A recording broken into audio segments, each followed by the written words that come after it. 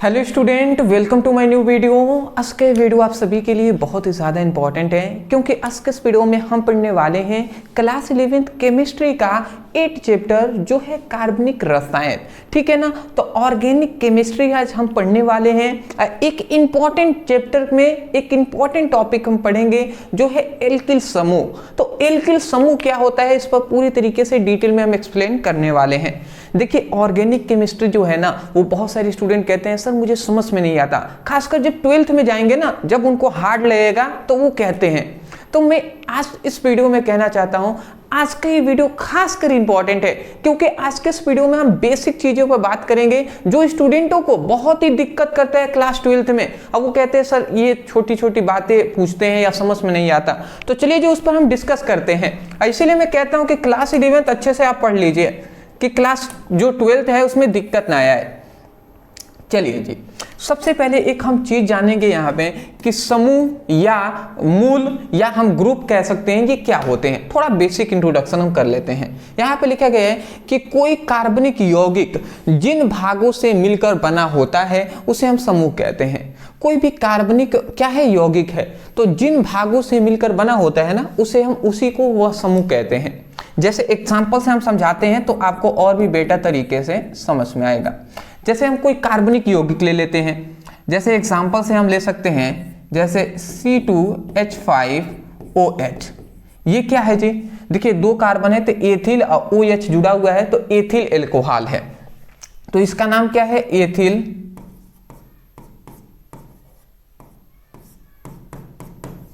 Alcohol. ठीक है ना। तो एथिल एल्कोहल इसका नाम है। तो एथिल एल्कोहल ही है। अब ये देखिए ये कार्बनिक यौगिक है कि नहीं? ये कार्बनिक यौगिक है, मतलब यहाँ पे जो ये एथिल एल्कोहल है ये क्या है? एक कार्बनिक यौगिक है। ठीक है ना, ये कार्बनिक यौगिक है। अब ये जो कार्बनिक यौगिक है तो ये दो चीजों से मिलकर बना है, दो समूहों से मिलकर बना है। एक तो ये समूह है C2H5, ठीक है ना, एल्किल समूह है, और यहाँ पे एक और OH एक समूह आपको दिखाई दे रहा है। तो दो समूह हो गए। ये कौन सा समूह है जी? तो इसे हम कहते हैं एल्किल समूह। एल्किल समूह, एल्किल या एल्काइल भी कह सकते हैं इस वाले को। एल्किल कहें या एल्काइल कहें, बस नाम थोड़ा सा ऐसे हिंदी में और इंग्लिश में कहेंगे तो एल्काइल हम पढ़ते हैं और हिंदी में कहते हैं तो एल्किल समूह कहते हैं। दोनों बात एक ही, उससे कंफ्यूजन नहीं कहना है। इसे हम क्या कहते हैं जी? इसको हम OH है ना, तो हाइड्रोक्सी समूह भी हम कह सकते हैं। हाइड्रोक्सी समूह या हाइड्रोक्सी ग्रुप हम कह सकते हैं, या इसी को हम कह सकते हैं कि OH जब जुड़ता है तो एल्कोहल बनता है, तो एल्कोहलिक समूह भी हम कह सकते हैं। एल्कोहलिक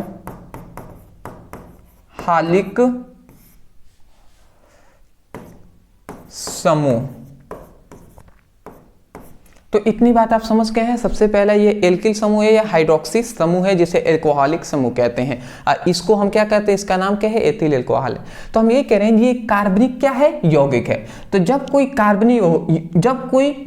कार्बनिक यौगिक जिन भागों से, ये दो भागों से मिलकर बना है, तो जिन भागों से मिलकर बना होता है तो उसको हम क्या कहते हैं? समूह कहते हैं या ग्रुप कहते हैं। आशा करता हूं आप समझ गए होंगे। तो आज के इस वीडियो में सबसे पहली बात तो हम सबसे पहले डिस्कस कर लेते हैं कि एल्किल समूह क्या होते हैं। ठीक है ना। अब हम इस पर थोड़ा डिस्कस करते हैं। यही हमारा ये मेन टॉपिक है कि एल्किल समूह क्या होते हैं, इस पर ही हमें डिस्कस करना है। तो चलिए जी अब हम डिस्कस यहाँ पे करते हैं। देखिए यहाँ पे हमने लिखा हुआ है एल्किल समूह, या हम इसको कह सकते हैं एल्काइल समूह। ठीक है ना। एल्किल समूह कहें या एल्काइल समूह कहें, जिसे हम R से प्रदर्शित करते हैं। ठीक है ना। इधर जो अभी लिखा गया है इसको ध्यान देने की आवश्यकता नहीं है, समझ में आ जाएगा आपको। ठीक है जी। अब देखिए यहाँ पे 3-4 चीजें हैं जो आपको समझना होगा। सबसे पहली बात एल्किल समूह। एल्किल समूह का जो सूत्र होता है वो क्या होता है जी? CnH2n प्लस H2n+1 होता है। ठीक है ना। ये इसका स्ट्रक्चर होता है जी। एल्काइल समूह या एल्किल समूह का ये क्या है? जो हम कह सकते हैं सूत्र है, फॉर्मूला है। इसी बेस्ड पर, इसके ही बेस्ड पर हम क्या बनाते हैं जी? हम एल्काइल समूह का निर्धारण करते हैं। ठीक है ना, ये फॉर्मूला है उसका, CnH2n+1 होता है, ठीक है ना। अब इसको कैसे, हमें ये सब समझ में नहीं आ रहा है, टेंशन नहीं लेना है, सब समझ में आएगा। थोड़ा सा यहाँ पे एक बात समझ लेंगे कि अब हम एल्काइल जो समूह है इसका नामांकन करने वाले हैं, और कैसे कौन कौन सा समूह आता है सब हम डिस्कस करेंगे। थोड़ा सा यहाँ पे हम लिख दे रहे हैं, यहाँ पे हम सबसे पहले संख्या लिख रहे हैं, यहाँ पे CN लिखा गया, N मतलब कोई नंबर है, तो कार्बनों की संख्या हो गई, तो ये हम संख्या यहाँ पे लिख दे रहे हैं। अभी आपको समझ में आएगा, अंत में जब हम पढ़ाने लगेंगे, थोड़ा कुछ बताएंगे ना, तब आपको समझ में आएगा कि वास्तव में क्या बातें बताई जा रही हैं। ये टॉपिक ऐसा नहीं है कि परिभाषा रट लिए हो गया, ये टॉपिक समझने वाला है, ठीक है ना, इसलिए सब्र रखिएगा। संख्या हो गया, फिर से हम लिखेंगे इसकी सूत्र लिखेंगे, फिर से नाम हम लिखेंगे, और नाम के बाद हम क्या लिख सकते हैं, संरचना लिख सकते हैं, ठीक है जी। तो यहाँ पे मोस्टली ये 4 चीजें पर हमने डिस्कस किया हुआ है। सबसे पहला हमने क्या डिस्कस किया हुआ है, सबसे पहले हमने डिस्कस किया हुआ है संख्या पर, फिर से सूत्र पर, फिर से नाम पर, और फिर से संरचना पर। ये चारों चीजों पर हम डिस्कस करेंगे जी। चलिए सबसे पहले हम थोड़ा सा यहाँ पे लेते हैं संख्या। मान लेते हैं n इक्वल टू संख्या जो n है, तो n इक्वल टू मान लेते हैं 1 हो, n इक्वल टू 1 हो, तो उस समय पर जब अगर कार्बनों की संख्या 1 हो तो उस समय पर एल्काइल समूह का सूत्र क्या होगा, तो क्या होगा जी, n की जगह पर 1 रखते हैं, तो C1 लिखने की कोई आवश्यकता नहीं क्योंकि 1 होता ही है, तो C लिख दिए। H2 जैसे यहाँ पे हम लिखते हैं C1, और फिर से यहाँ पे तो कुछ नहीं है तो गुणा है, मतलब गुणा क्या मतलब सिंपल सा हम कह दें तो CN, फिर से H है और 2 है, अब क्या है गुणे n के जगह पर हम 1 रखते हैं तो 1 और +1 हमने लिख दिया। अगर इसको हम सॉल्व करते हैं C1 और 2 एकम में 2 और 2 एक 3, C1H3 ये हो गया, या इसी को हम चाहें तो CH3 लिख सकते हैं, ये 1 लिखने की कोई आवश्यकता नहीं, तो ये CH3 बन गया जी। मतलब यदि कार्बनों की संख्या, सिंपल सी बात है, यदि कार्बनों की संख्या 1 होगा, यहाँ पे n क्या है, कार्बनों की संख्या है, तो कार्बनों की संख्या 1 होगा, तो उस समय पर जो एल्काइल समूह का या एल्किल समूह का जो सूत्र होगा वो CH3 होगा। अब आता है इसका नाम हम कैसे लिखेंगे, तो इसका नाम हम कैसे लिखते हैं जी, तो इसका नाम हम ऐसे लिखते हैं, जैसे समझिएगा बात क्या होता है। इसका नाम अगर हमें लिखना है ना, तो इसको हम ऐसे लिखते हैं, एल्क प्लस इन, ठीक है ना, या एल्क प्लस आइन भी हम कह सकते हैं, तो एल्क प्लस इन हम करते हैं जी।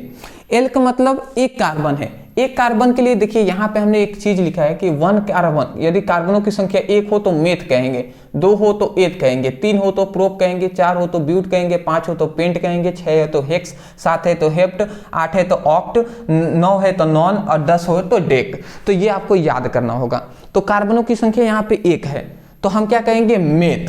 तो सबसे पहले हम यहाँ पे लिखते हैं मेथ, मेथ लिख दिए। अब मेथ के साथ हमें क्या जोड़ना है, एल्केन की जगह पर, मतलब एल की जगह पर देखिए मेथ हमने लिख दिया, प्लस इन हम कर देंगे, तो meth plus ine equal to क्या हो जाएगा, मेथिन,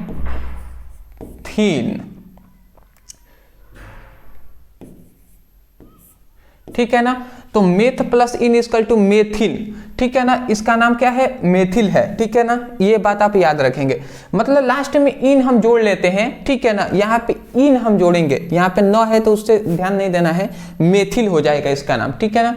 और इसकी संरचना पे बात करें तो संरचना कैसी हो जाएगी, ये कार्बन है, फर्स्ट सेकेंड थर्ड, ये 3 हाइड्रोजन हो जाएंगे इस पर, फर्स्ट हाइड्रोजन, सेकेंड, थर्ड, और ये एक बॉन्ड हम यहाँ पर छोड़ देंगे, ठीक है ना, ये इसकी संरचना होगी जी। तो ये होगा हमारा सबसे पहले मेथिल, ठीक है ना, जिसकी संरचना यहाँ पे हमें आपको दिखाई दे रहा होगा, ठीक है ना। मेथ प्लस इल होता है, ठीक है ना, ठीक है ना, मेथ प्लस इल,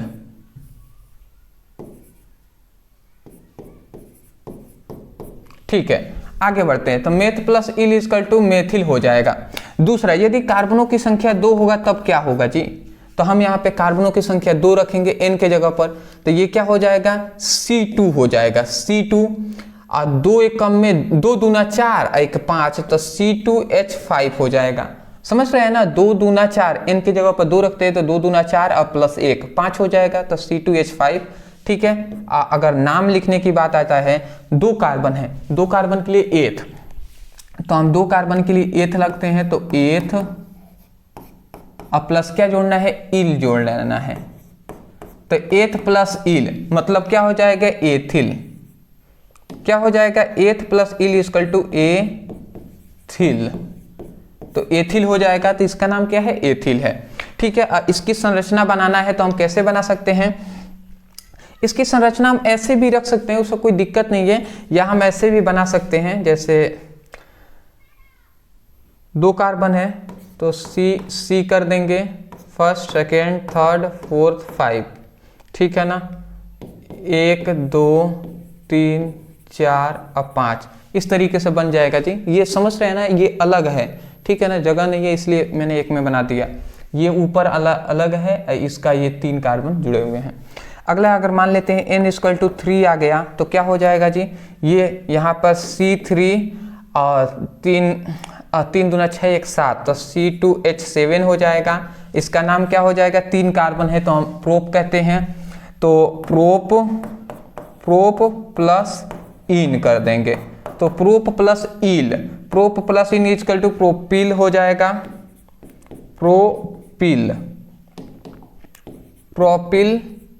प्रोपिल हो जाएगा। ठीक है ना, तो इसका नाम क्या हो जाएगा, प्रोपिल हो जाएगा। ठीक है, तो ये आपका हो गया।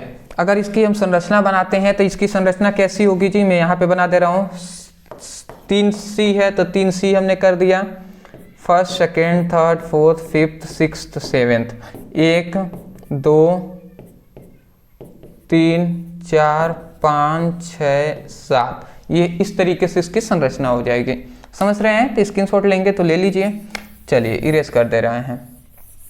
इसी तरीके से हम निकाल लेंगे जी, यदि मान लेते हैं 4 हो गया तो अब आप निकाल ही सकते हैं, 4 हो गया तो इसका हम क्या कर देंगे, C4 हो जाएगा, C4 और 4 दूना 8 8 1 9, तो C4H9 हो जाएगा। तो इस तरीके से आप किसी का भी निकाल सकते हैं। 4 है तो 4 के लिए ब्यूट, तो ब्यूट हम लिख देंगे ब्यूट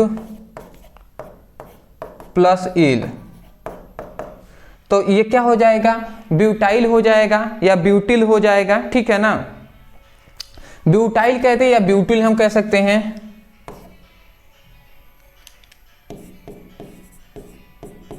ब्यूटिल। ठीक है ना, ब्यूटिल हम कह सकते हैं, या अंग्रेजी में बोलेंगे तो मेथिल हम हिंदी में कह रहे हैं, अंग्रेजी में मेथाइल कहते हैं, एथिल को एथाइल कहते हैं, प्रोपिल को प्रोपाइल कहते हैं, ब्यूटिल को ब्यूटाइल कहते हैं। तो उससे कंफ्यूजन नहीं होना है आपको। ठीक है ना, कहीं पे आपको मेथिल को मेथाइल कह दिया जाए तो उससे कंफ्यूजन नहीं रहना है, एल्काइल ही समूह की बात हो रही है। संरचना की बात करें तो यहाँ पे हम बना दे रहा हूँ, 4 कार्बन है, फर्स्ट सेकेंड थर्ड फोर्थ, ये 4 कार्बन हमने बना दिया, 9 हाइड्रोजन है, 1 2 3 4 5 6 7 8, मतलब first second third fourth fifth sixth seventh 8, और एक इधर, एक ये हम छोड़ देंगे यहाँ पे एक बॉन्ड। ठीक है ना, जिससे कोई भी हाइड्रोक्सी समूह या अदर कोई भी जो क्रियात्मक समूह है वो यहाँ पे जुड़ेगा। आशा करता हूँ इतनी बात समझ गए। इस तरीके से आप रखकर संख्या n के जगह पर कोई भी रखकर सूत्र निकाल सकते हैं एल्काइल समूह का। ठीक है ना, तो अदरवाइज मोस्टली आप 10 तक याद कर सकते हैं, बहुत ज्यादा होते हैं, कितना भी आप निकाल सकते हैं, मोस्टली 10 तक। ठीक है ना, चलिए जी स्क्रीनशॉट ले लें, आगे बढ़ते हैं। बहुत बेहतर जी। चलिए अब हम थोड़ा सा एक और चीज पर हम डिस्कस करेंगे जो हमारे लिए बहुत ज्यादा इंपॉर्टेंट है, ये है प्राथमिक द्वितीयक और तृतीयक समूह। देखिए ये ज्यादातर स्टूडेंटों के लिए कंफ्यूजन बना रहता है। क्या बना रहता है जी, जैसे जब हम पढ़ते हैं क्लास 12th में प्राथमिक एल्कोहल, द्वितीयक एल्कोहल, तृतीयक एल्कोहल, जिसे 1 डिग्री एल्कोहल, 2 डिग्री एल्कोहल और 3 डिग्री एल्कोहल भी कहते हैं। मतलब इसके जगह पर आप लिखना चाहें तो 1 डिग्री 2 डिग्री और 3 डिग्री, मतलब 3 डिग्री समूह भी लिख सकते हैं। ठीक है ना, इस तरीके से भी हम इसको प्रदर्शित कर सकते हैं। तो उसमें बहुत ज़्यादा काम आता है। एक इंपॉर्टेंट टॉपिक है प्राथमिक द्वितीयक और तृतीयक एल्कोहल क्लास 12th के लिए, तो उसमें बहुत ज़्यादा ये इंपॉर्टेंट आएगा। उसमें स्टूडेंट नहीं समझ पाते हैं, ठीक है ना, वो क्या नहीं समझ पाते हैं, जैसे कार्बनों की संख्या, ठीक है ना, जैसे वहाँ पर देखिए क्या होता है, देखिए जैसे कार्बनों की ये संख्या हम यहाँ पे बना दे रहे हैं, first, second, third, fourth, fifth, sixth. ये हमने कार्बनों की 6 यहाँ पर संख्याएं बना दी हैं, ठीक है ना। ठीक है, 6 संख्या बना दी। अब इसमें हम क्या करते हैं, यहाँ पर एक कार्बन जोड़ देते हैं, यहाँ पर हम 2 कार्बन यहाँ पर ऐड कर दिए, ठीक है ना, सपोर्टेड ऐसे।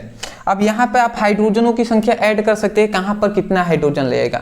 अच्छा, मैं आपसे पूछूं कि मैं तो कह दिया ऐसे, आप सोच रहे होंगे सर हमें कैसे पता कितना हाइड्रोजन कहाँ पर लगेगा।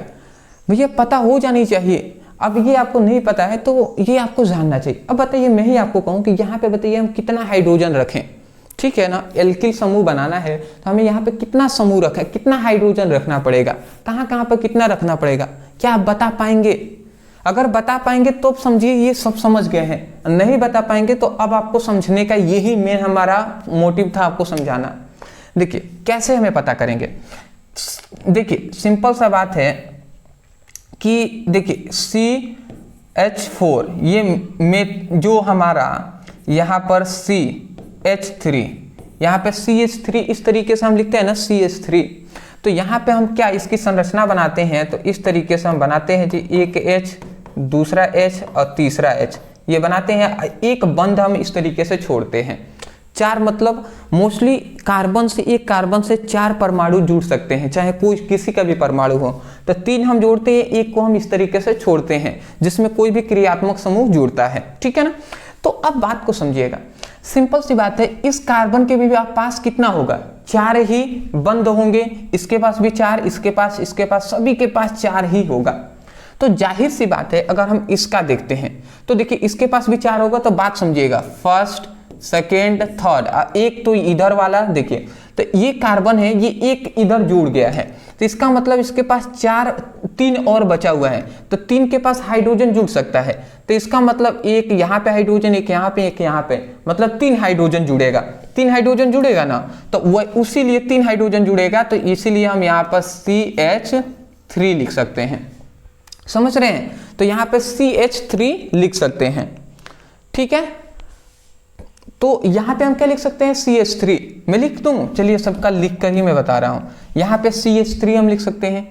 अब मैं आपसे पूछूं कि यहाँ पे बताइए कितना हम हाइड्रोजन रख सकते हैं, ये बताइए यहाँ पे कितना हाइड्रोजन रख सकते हैं। तो आप देखिए कि एक ये इसके पास भी 4 ही है, तो एक तो इस कार्बन, एक बंध यहाँ से इस कार्बन से जुड़ा है, एक इधर, तो बचा है 2, तो एक ऊपर है एक नीचे, यही ना 2 बचा है जी। इधर का तो जुड़ा हुआ है, इसका इससे, इस वाले से इससे जुड़ गया है, ऊपर 2 बचे हुए हैं, इसका मतलब 2 हाइड्रोजन और यहाँ पे जुड़ सकता है। तो HCH2 यहाँ पे 2 हाइड्रोजन हम रखेंगे। यहाँ पे हम देखते हैं तो देखिए ये कार्बन है, इस कार्बन से भी जुड़ा है, इस कार्बन से भी, इस कार्बन से भी, बचा केवल ओनली एक ऊपर हम जोड़ सकते हैं, तो इसका मतलब 1 हाइड्रोजन यहाँ पर हम रख सकते हैं। तो इसलिए हम यहाँ पर CH ओनली, हम यहाँ पे क्या रखते हैं, CH रखेंगे। बात समझ रहे हैं। अब बताइए इस कार्बन की अगर बात करें तो देखिए इसके कार्बन के पास कितना है जी, प्रत्येक के पास 4 होता है। तो देखिए एक तो ये ऊपर वाले से जुड़ा हुआ है, बाकी इधर वाला भी, इधर वाला भी, इधर वाला भी, तीनों बचा हुआ है, इसका मतलब 3 हाइड्रोजन इससे जुड़ सकता है। तो इसलिए हम CH3 हम यहाँ पे लिख देंगे, समझ रहे हैं। फिर से यहाँ पे समझिएगा, इस कार्बन के पास अगर हम देखें तो इस कार्बन के पास हाइड्रोजन हम जोड़ सकते हैं। तो देखिए ये कार्बन इससे भी जुड़ गया है, इससे भी जुड़ गया, इधर से भी, इससे भी, मतलब 4 बंध होते हैं, चारों से 4 कार्बन से जुड़ गया है। इसका मतलब कोई अलग बंध बचा ही नहीं जिससे ये जुड़े, तो यहाँ पे नहीं जुड़ेगा, ठीक है ना, यहाँ पे कोई हाइड्रोजन नहीं जुड़ेगा। इस कार्बन के देखेंगे तो एक इधर भी बचा है, इधर भी, इधर भी, 3 बचे हुए हैं, तो हम क्या कर देंगे, यहाँ पर CH3 कर देंगे। ऊपर भी देखते हैं तो इसके पास भी इधर, इधर, इधर बचा हुआ है, 3 यहाँ पे बचे हुए हैं ना, तो यहाँ पर भी हम CH3 कर देंगे। फिर से यहाँ पे अगर देखें तो देखिए यहाँ पर C है, तो एक इससे जुड़ा है, इससे जुड़ा है, इससे, इससे 2 ही ना बचा हुआ है जी, एक इधर, एक इधर, तो इसका मतलब 2 हाइड्रोजन हम इधर जोड़ सकते हैं। तो CH2 हमने कर दिया, CH2। आइए इसको हम क्या कर सकते हैं, एक ही इधर से जुड़ा हुआ है, फर्स्ट, सेकेंड, थर्ड, 3 बचे हुए हैं यहाँ पे बंद, तो इसका मतलब CH3 हम इसको कर सकते हैं, CH3 हम यहाँ पर लिख सकते हैं। तो आपको समझ में आया कि कैसे हम कार्बनों की सबसे पहले संख्या भरते हैं, या कहाँ पर कैसे हम रखते हैं। जैसे यहाँ पे हम रख रहे थे तो आपको नहीं समझ पे आ रहा था, बहुत सारे स्टूडेंटों की संरचना बनाने में दिक्कत आ रही होगी। तो भैया अब आप समझ जाइए, इस तरीके से संरचना हम बनाते हैं जी और गिनती करते हैं, ठीक है ना। चलिए इतनी बात समझ गए। अब मैं आपसे पूछूं कि ये बताइए कौन है इसमें प्राथमिक एल्कोहल, मतलब प्राथमिक समूह कौन सा है, द्वितीयक समूह कौन सा है और तृतीयक समूह कौन सा है। अगर हमें ऐसे दे दिया गया है तो मैं थोड़ा सा इसको इरेज करके अब फिर से बना देता हूं। जैसे CH3 है, CH2 है, फिर से CH है, फिर से CH3 है, फिर से C, फिर से ऊपर क्या है CH3 है, नीचे भी CH3 है, फिर से CH2 है और CH3 है। यही ना है जी। इसको मैं ऊपर वाले को इरेज करते रहा हूँ। क्यों इरेज कर रहा हूँ? क्योंकि थोड़ा सा यहाँ पे अच्छे से हमने नहीं लिखा था। चलिए जी, अब मैं आपसे पूछूं, अब बात को समझिएगा, यही सब मेन हमारा चीज है समझने वाला। अगर मैं आपसे पूछूं कि यहाँ पे कौन है जो प्राथमिक है समूह, द्वितीयक समूह कौन है, तृतीयक समूह कौन है, तो देखिए यहाँ पे प्राथमिक समूह कौन सा होगा, जो कार्बन केवल एक कार्बन से जुड़ा होगा वो प्राथमिक समूह होगा। जो कार्बन दो कार्बनों से जुड़ा होगा, मान लेते हैं ये कार्बन है, ये एक कार्बन से जुड़ा हुआ था तो ये प्राथमिक समूह कहलाएगा। दो कार्बन से अब जुड़ गया तो ये द्वितीय कहलाएगा। मान लेते हैं यही कार्बन तीन कार्बन से जुड़ा हुआ है तो ये तृतीय कहलाएगा ना। और जो चार से जुड़ा हुआ है वो क्या कहलाएगा, चार कार्बन से वो चतुर्थ, हम कह सकते हैं चतुर्थ समूह कहलाएगा। तो इसी तरीके से अगर हम देखें तो ये कार्बन, इस कार्बन को देखते हैं, ये कार्बन कितने कार्बन से जुड़ा है, तो ये कार्बन केवल एक ही कार्बन से जुड़ा हुआ है, एक ही ना कार्बन से जुड़ा है जी। जैसे अगर मैं इसको बनाता हूं, अभी हाइड्रोजन हमने रख दिया है, अगर नहीं रखे होते हैं तो इसी तरीके से ये फिगर हमारा बना हुआ था, इसी तरीके से था ना जी। तो मैं आपसे कहूं ये कार्बन जो है ये कितने कार्बन से जुड़ा हुआ है, ये कार्बन कितने कार्बनों से जुड़ा हुआ है, तो आप कहेंगे सर एक कार्बन ये इसी कार्बन से जुड़ा हुआ है, तो एक ये हमारा प्राथमिक एल्कोहल हो जाएगा, सॉरी प्राथमिक क्या होगा, समूह हो जाएगा। अब मैं कहूँ ये कार्बन, देखिए फिर से अगर मैं कहूँ ये जो कार्बन है ये कितने कार्बन से जुड़ा हुआ है, तो देखिए ये कार्बन केवल इस कार्बन से जुड़ा हुआ है तो ये भी प्राथमिक कार्बन हो जाएगा, प्राथमिक समूह हो जाएगा। ये कार्बन एक कार्बन से जुड़ा हुआ है तो ये भी प्राथमिक समूह हो जाएगा। ये जो ऊपर वाला कार्बन है एक कार्बन से जुड़ा हुआ है ये भी प्राथमिक हो जाएगा। ये कार्बन भी केवल एक ही कार्बन से जुड़ा हुआ है तो ये भी प्राथमिक हो जाएगा। तो ये हमारा जो येलो कलर से आपको दिखाई दे रहा है ये सभी प्राथमिक 1 डिग्री है, ठीक है ना। तो यहाँ पे हम लिख सकते हैं कि देखिए इस कार्बन के जगह पे है तो ये 1 डिग्री क्या है, 1 डिग्री क्या है, समूह है। फिर से नीचे वाला ये भी हमारा 1 डिग्री क्या है, समूह है, 1 डिग्री समूह है। ये भी हमारा 1 डिग्री समूह है। ये ऊपर वाला भी हमारा क्या है, 1 डिग्री समूह है। ये भी हमारा 1 डिग्री समूह है। समझ रहे हैं। अब देखिए, अब फिर से मैं आपको दूसरे कलर से बता रहा हूं। ये देखिए, ये अगर इस कार्बन की हम बात करें तो ये कितने कार्बनों से जुड़ा हुआ है, तो देखेंगे तो एक इस कार्बन से जुड़ा हुआ है, एक इस कार्बन से जुड़ा हुआ है, तो ये द्वितीयक समूह हो जाएगा। फिर से आपसे मैं कहूं कि ये बताइए कि ये कार्बन कितने समूह से जुड़ा हुआ है, तो आप कहेंगे सर एक तो इससे जुड़ा है, एक तो इससे जुड़ा है, तो ये वाला भी क्या हो जाएगा, द्वितीयक समूह हमारा हो जाएगा, ठीक है ना। तो ये दोनों द्वितीयक समूह हो जाएंगे। तो द्वितीयक वाले मतलब ये हमारा सेकेंड हो जाएगा, सेकेंडरी द्वितीयक समूह हो जाएगा ये। फिर से ये हमारा द्वितीयक समूह हो जाएगा, ठीक है ना। फिर मैं आपसे पूछूं कि ये बताइए ये जो कार्बन है, ठीक है ना, फिर से अब रेड हम ले लेते हैं, ये कार्बन कितने कार्बनों से जुड़ा हुआ है, तो आप कहेंगे कि सर ये जो कार्बन है एक तो ये इस कार्बन से, एक नीचे वाला, एक इससे वाला, 3 कार्बन से जुड़ा हुआ है।